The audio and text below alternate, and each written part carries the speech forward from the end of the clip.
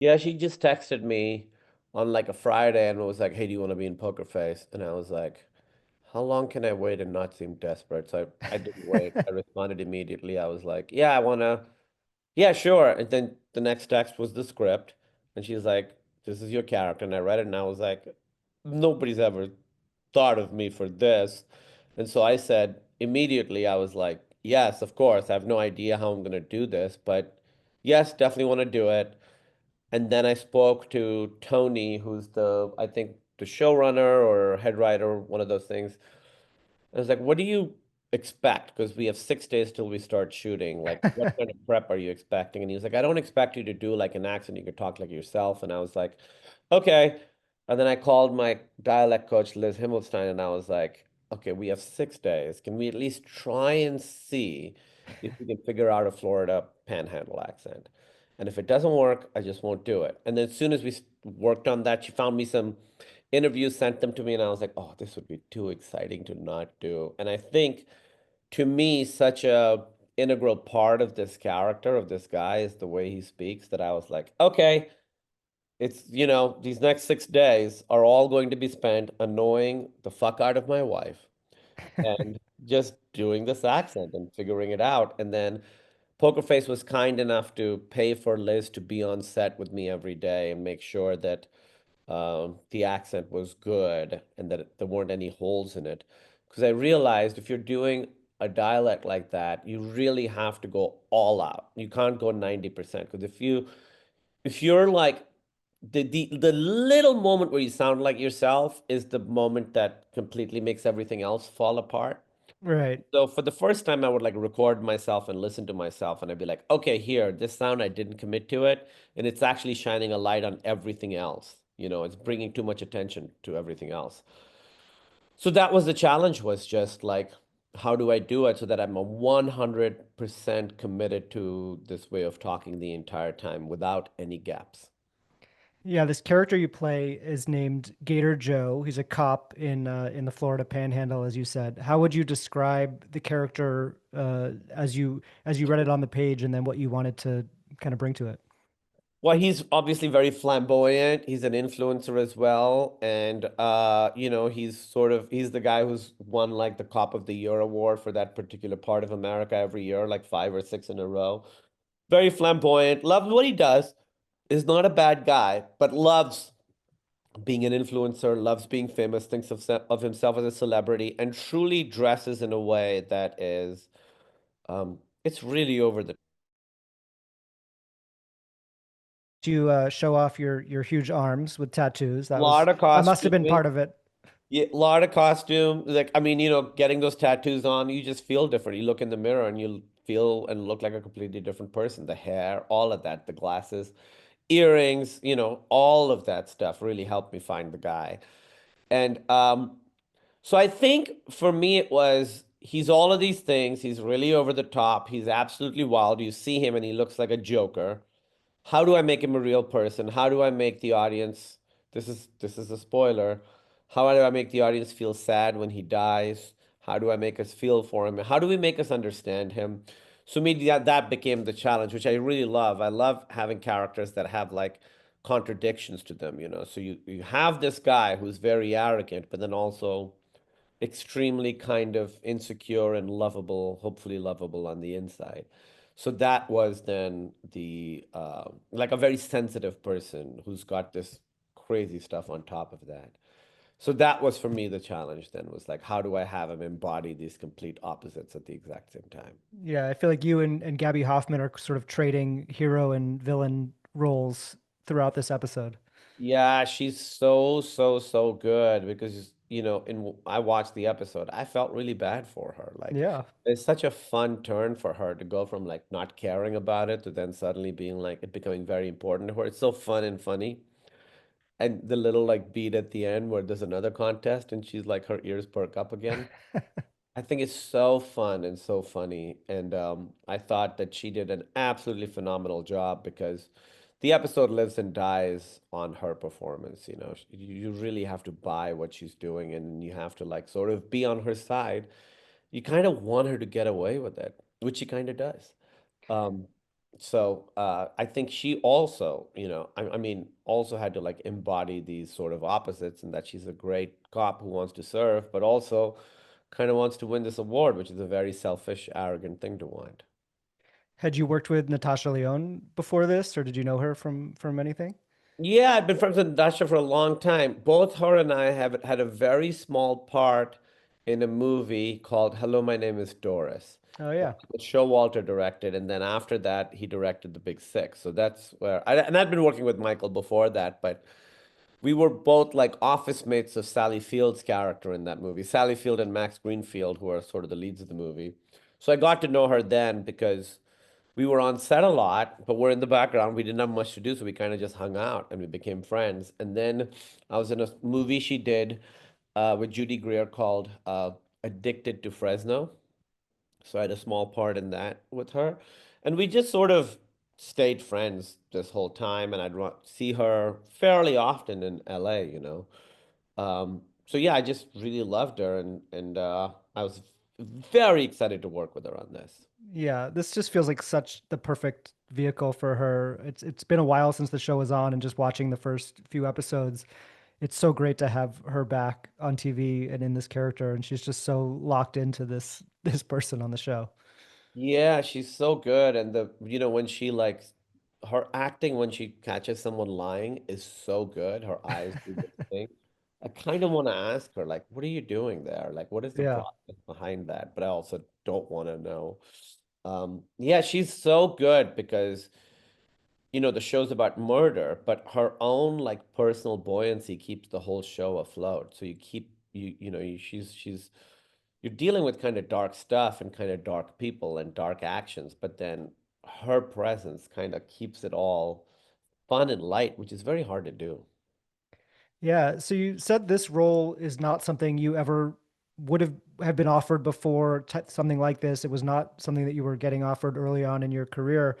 What roles were you getting, called in for to audition for early on? What was sort of like the beginnings of that transition from stand up to acting like for you? It was all nerds, It was I was auditioning for a lot of nerds or a lot of people who were socially awkward or not good with girls or the tech guy or like I What did did a that bunch tell you? well, yeah. I mean, listen, I have no like illusions about what I am. Um, So I did a lot of those roles. I also did a lot of like the funny delivery guy who's in one scene. And I loved all those roles. I thought I had a really great time doing them. I thought they were fun and funny and I had a great time doing it. And obviously and then I ended up playing a nerd on Silicon Valley, which is one of the things I'm proudest of in my entire career. Like that show, people, rewatch that show all the time. Like I run into people all the time who I'm like, who are like, I just finished watching it for the third time. So I played a lot of nerds, and I would say I was kind of like certainly in that box for a long time. And I honestly very much enjoyed it. But part of you starts to, after a while, go, well, I want to show that I can do other stuff. So when I got the opportunity to be in a Marvel movie, I was like, first of all, what a gift that they see me totally differently from how other people have seen me. Because I think this industry really wants you to just repeat the things you've already done because everybody's pretty risk averse. So they're like, we don't know Hmm. he can do this, so let's just have him do the exact thing that we know he can do. So I'm so grateful to Chloe and Kevin and Nate for like getting me for that. And I was like, oh, this is my chance now to have people see me differently. Um, and then it sort of became suddenly it was like action stuff. Suddenly I got like offered a bunch of action stuff because that was now the new box I was in. So I was very grateful to Natasha and Ryan for this because it's totally different from anything I've ever done. And they don't think of it as like they're like, oh, you did this one thing and you did a completely different thing. They don't think, oh, you can do a bunch of stuff. They think, oh, he can do these two things. Yeah. So, and that was frustrating for me for a long time. And then I was like, okay, I just have to kind of show that I could do all kinds of different things. So very grateful that this thing came along and that I could show like, hey, look, you wouldn't have thought that I would play like a, you know, Florida cop influencer with tattoos and frosted mullet. You wouldn't think of that, but here. So now, I just don't want to repeat myself. All I want to do is stuff that I've never done before. So this is the perfect job for me. It's a show I love with people I love, playing a character I've never played. Before Silicon Valley, I believe you got pretty close to playing the Abed character in Community. Is that right? Yes. What was that experience like of going in for that show and sort of knowing, did you know, I guess at the time, how close you were to getting it? Yeah, because you do the test, you know. So I think that was like the first year I was doing the pilot season thing. So I was living in New York at the time. My agent manager would get me parts. So pilot season used to be a thing. It doesn't happen anymore, where like for 2 months there are just auditions all the time because that's when they're sort of figuring out what the pilots are going to be and what shows are going to get picked up. And so I came out to LA and just auditioned a whole bunch of times for a whole bunch of things. Some of them ended up going, a lot of them ended up not going. I didn't get any of them. And then I think one of my last ones was for Community. And I knew who Dan Harmon was because when I first, I knew people. Wait, what year did Community come out? Ooh, I don't know. I want to say like 2011 or something, but I don't, is that It came out 2009. Yes, okay? that makes sense. So this would have been like 2008. Yeah, so I still lived in New York. I just moved to New York. And I did the normal audition and then you do a studio test and then you do a network test. So it's basically you do a normal audition, then the studio test is a bunch of people. That's the studio that's producing it. I forget what it was, maybe Universal. And there's a bunch of execs in a room and it's pretty awkward and you do it for them. And then finally, you do the network test, which is the last step. I already signed the deal for it in case it happens. And that's for like the heads of the network. So it was like the three or four top people at NBC, and you go into a room and you just do the scenes. And I remember I didn't know Dan Harmon, but he was so nice. He came out afterwards. He didn't know us, and he was like, um, I know this is really awkward, but just go in, do your best. I'm sorry. This is a very unnatural situation. But he was so kind. And I know the last few people were me, Danny Pudi, and Fahim Anwar. And I don't remember if it was just me and Danny in the final or me, Danny, and Fahim in the final. So it like went from like five to three or two. I went in and I did the audition and the test, which is really like you're in an office. They're all sitting there. You go in, you stand, you do the scenes, you walk out. The whole thing takes felt like 30 seconds, probably was like 3.5 minutes. And I walked out and I was like, I did a good job. I did what I wanted to do.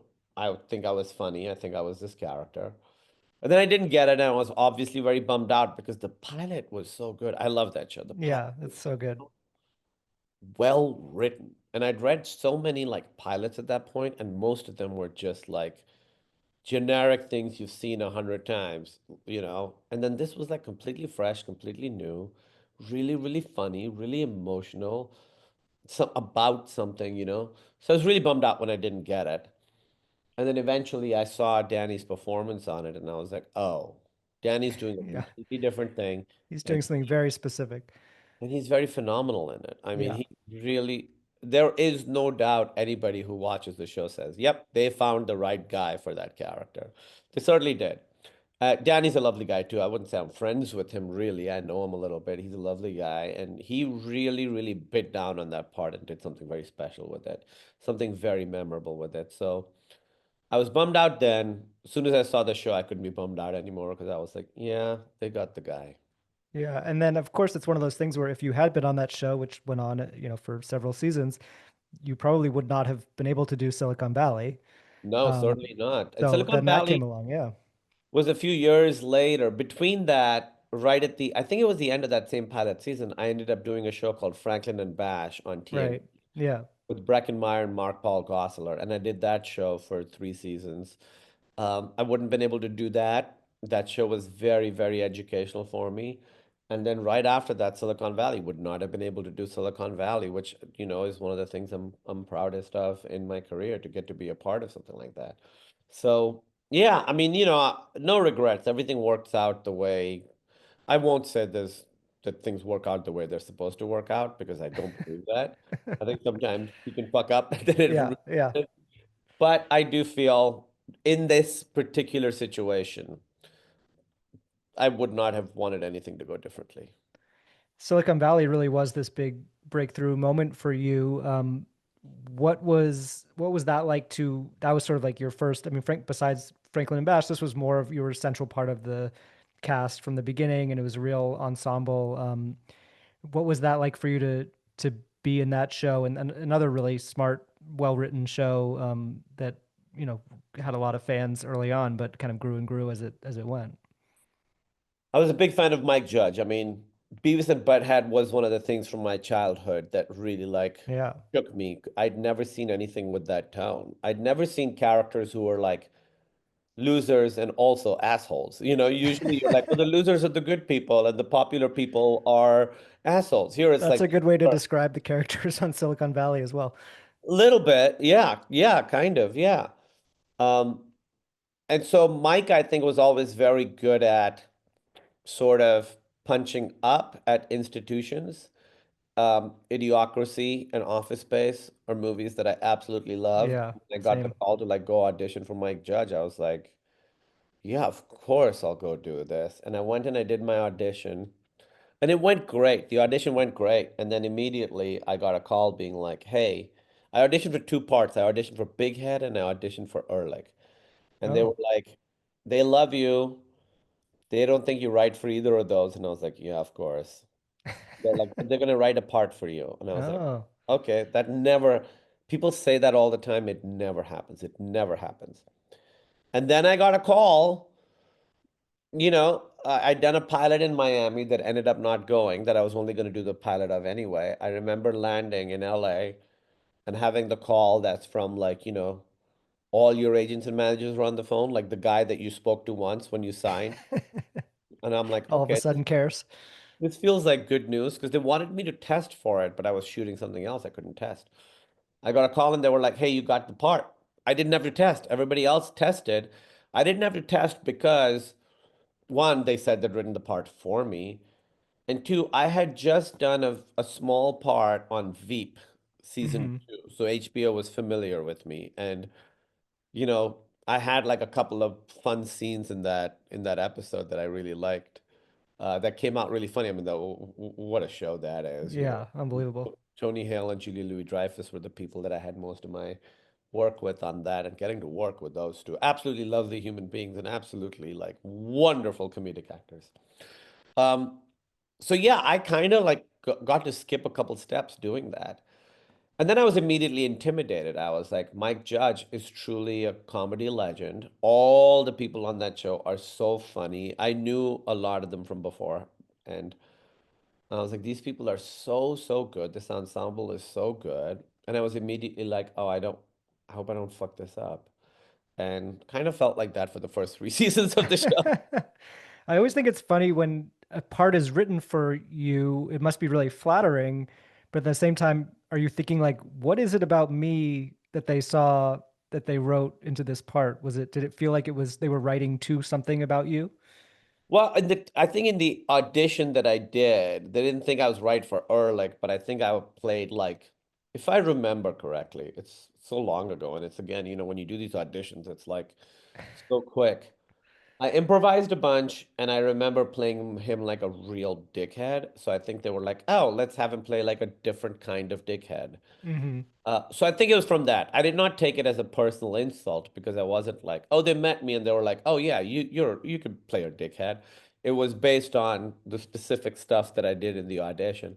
Listen, I was just extremely flattered to be asked, and because I was the new character, and they had like the pairings already set. So me and Guilfoyle, Martin Starr, became a pairing just from one exchange we had in the pilot because I was the new character. They were like, let's have him have a thing with this guy. I think we had one exchange in the pilot, and then suddenly they were like, oh, this is the pairing of the show. And that's kind Yeah. of how it often works with shows. It's kind of like happy accidents, like things just randomly happen, and you realize, like, oh, this thing really works. Let's have this be one of the tent poles of the show. Uh, yeah, I remember in the pilot, Martin Starr has this upside down cross tattoo, and I make fun of him for it. And then that became our dynamic for the entire 6 seasons of that Yeah. show. Do you feel like being on that show gave you any unique insight into the tech world because you were so immersed in that scene and sort of parodying it for so long? Yes. I mean, I got to meet a lot of like tech people and Oh, tech really? CEOs and stuff. Yeah, and when the show started, there were people who were famous within the tech world who weren't famous outside it, and those a lot of those people are now very famous outside it, you know. I got to meet a lot of these people, and immediately all of us got very scared because we were like, oh, tech is so powerful, and these people are completely unconcerned with the morality of it. I remember in thinking that we would go to all these like big companies and meet people, and they'd show us the new secret tech they were working on because they loved the show. And we were all like, yeah, but what about the ethical implication of this? And they're like, they were shocked to be asked. I think there's a sense there they think that technology is completely amoral. I don't think that's true. I think you're like shirking responsibility. If you're making something, it is your job to be like, you know, they all say the show parodies it, making the world a better place. Is it really making the world a better place, or is it making the world a worse place? And it's clearly not something that they think about. And I think a lot of the, you know, we're sort of in a chaotic time. I don't want to say largely due to tech companies, but for a big part, for, you know, Yeah, it feels like a pretty big part of it right now. And it seems like you guys got a little sneak peek of it a decade earlier than a we lot of people did. are waking up to the dangers of this stuff. Yeah. Um, I I was mean, just, yeah, go ahead. some of these corporations are stronger than several countries. Yeah. Um, I was just rewatching one of the episodes where Dinesh becomes a Tesla evangelist and just, is obsessed with his Tesla. Was that someone who you got to meet when you were the Elon I don't Musk want to when you were name working on the show? I don't want to name specific names, but I got to meet a lot of people. Yeah, I was curious if he had any input into that storyline or if you heard from him after or anything like that. I think Mike and Al, like the showrunners, might have been talking to him. I know he watched the show because he like tweeted about it. Yeah, Uh, I don't know if they had direct contact with him. I know that specifically with Tesla, because my character really wants a Tesla and then crashes it. yeah, I know that like these companies have a thing where if you're crashing their product, they will not like the policy is that they won't like support you or give you the free car or whatever if you're crashing it. So I think that that was part of the equation back then, but I honestly don't remember, and I was so far below those yeah. conversations. It kind of goes both ways in the show because it was kind of a great ad for Tesla and also just you guys were making fun of it the whole time, so kind of worked both ways. Yeah, I remember the crash that we shot. It was so fun because I got to go super fast. I didn't Yeah. crash, obviously, but you're just in a car. It's a completely straight highway, and they're like, "Go as fast as you can go." And you're like, "Oh, okay." I remember that being very exciting.